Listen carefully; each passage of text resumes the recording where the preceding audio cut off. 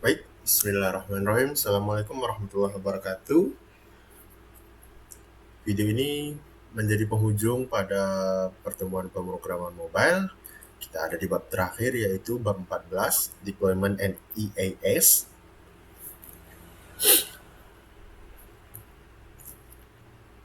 Yang pertama langsung saja chapter 1, Pre-build Concept, The Graduation Day.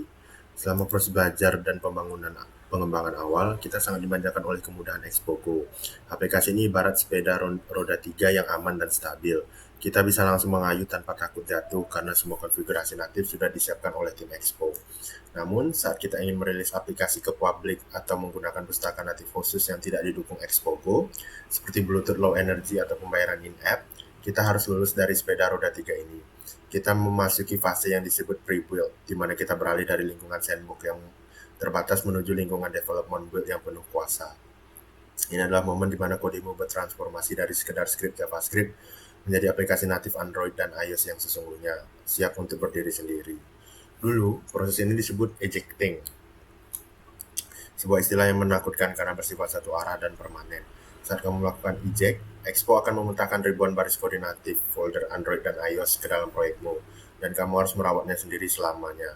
Jika ada update React Native baru, kamu harus mengedit file Gradle dan port file secara manual, yang seringkali berujung pada config error yang membuat frustasi. Untungnya, era kelam itu sudah berakhir. Sekarang kita menggunakan pendekatan modern yang disebut Continuous Native Generation atau CNG. Filosofi CNG sangat sederhana namun revolusioner. Jangan pernah menyentuh kode natif jika tidak terpaksa.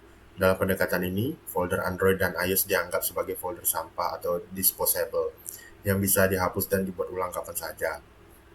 Sumber kebenaran, source of truth, konfigurasi aplikasimu tetap berada di app.json dan package.json.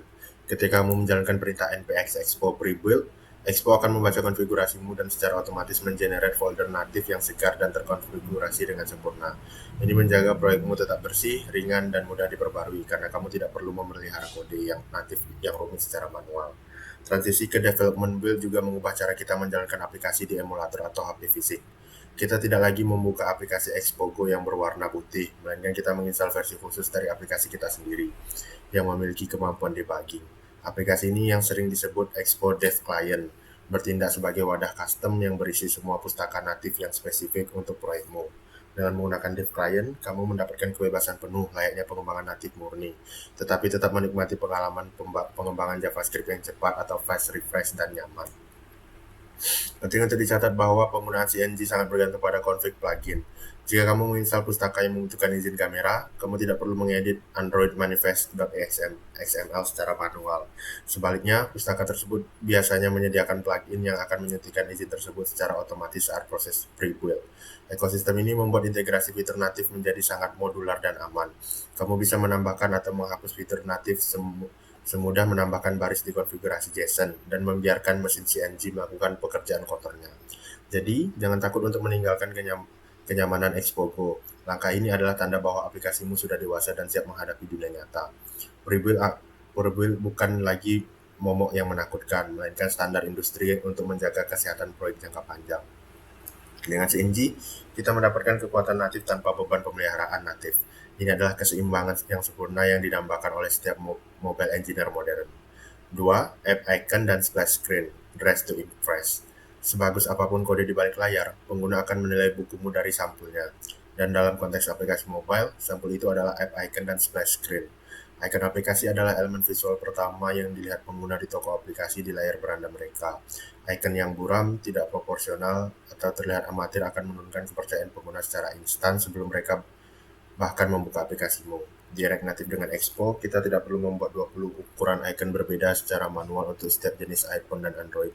Expo menyediakan mekanisme konfigurasi aset yang cerdas di app.json yang akan memproses satu gambar berkualitas tinggi menjadi berbagai ukuran yang dibutuhkan sistem operasi. Namun, tantangan terbesar ada pada ekosistem Android yang memiliki fitur adaptive icon. Sejak Android 8, icon tidak lagi hanya berbentuk kotak atau bulat statis, melainkan terdiri dari dua lapisan depan foreground dan lapisan latar belakang atau background. Jadi memungkinkan sistem operasi untuk menampilkan efek visual menarik seperti parallax atau mengubah bentuk icon dari bulat menjadi kotak tumpul atau square cell sesuai tema HP pengguna. Jika kamu hanya menyediakan satu fitur gambar PNG transparan biasa, ikonmu mungkin akan terlihat aneh dengan latar belakang putih paksa atau terpotong di bagian sudutnya. Oleh karena itu, mendesain icon adaptif yang memisahkan logo utama dari warna latarnya adalah syarat mutlak untuk terlihat profesional di Android. Selain icon, splash screen adalah layar pembuka yang muncul selama beberapa detik saat aplikasi sedang memuat JavaScript bundle ke memori. Banyak pemula mengabaikan layar ini dan membiarkannya default logo Expo putih yang berteriak, "Saya dibuat dengan template gratisan." Splash screen yang baik haruslah merupakan kelanjutan mulus dari icon aplikasi, menciptakan transisi visual yang halus dari menu utama ke dalam aplikasi. Expo menyediakan pustaka Expo Splash Screen yang memungkinkan kita mengontrol perilaku layar ini, seperti menahannya agar tetap muncul sampai data awal selesai diambil dari API, mencegah pengguna melihat layar putih kosong blank screen yang membingungkan.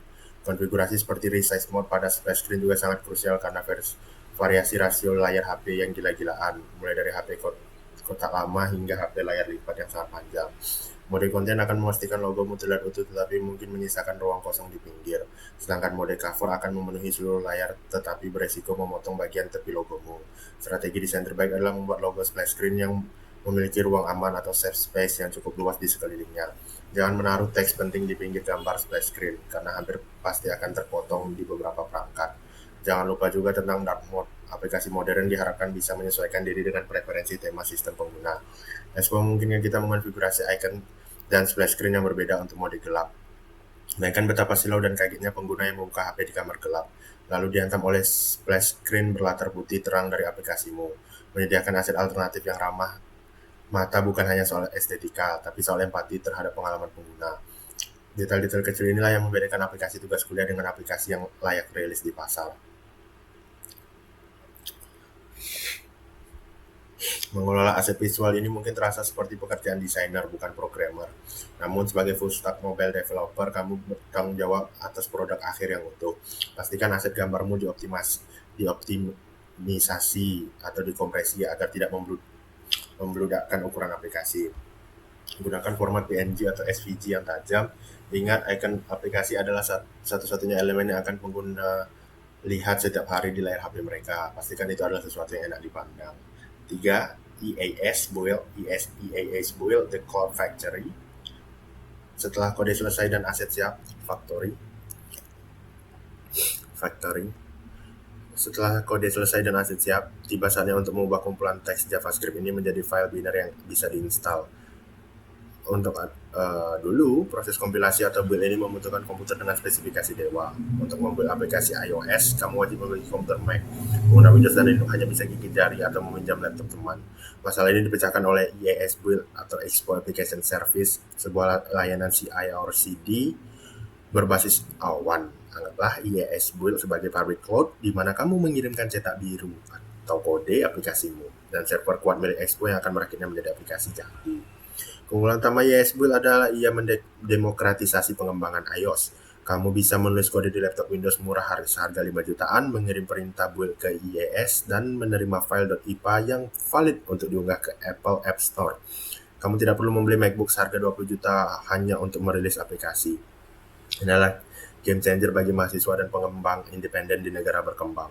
Seluruh proses konfigurasi build diatur melalui file es.json di mana kamu bisa menentukan profil build yang berbeda seperti profil development untuk debugging, preview untuk tes internal tim, dan production untuk rilis ke toko aplikasi.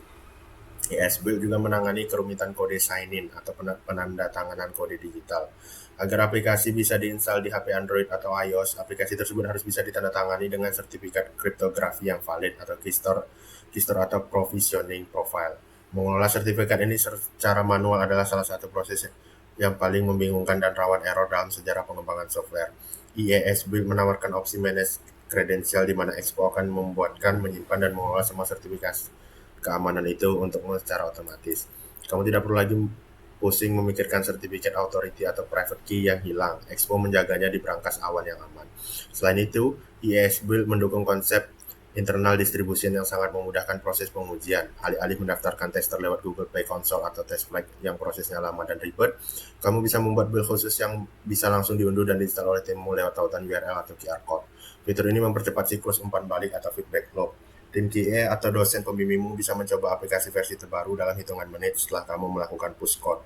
tanpa harus menunggu proses review dari Apple atau Google yang bisa memakan waktu berhari-hari. Tentu saja, karena ini adalah layanan cloud, ada batasan kuota terutama untuk akun gratis. Kemudian yang keempat ada OTA Updates, The Secret Weapon. Salah satu mimpi buruk terbesar pengembang aplikasi mobile adalah menemukan bug kritis seperti tombol login macet, tepat setelah aplikasi dirilis di App Store.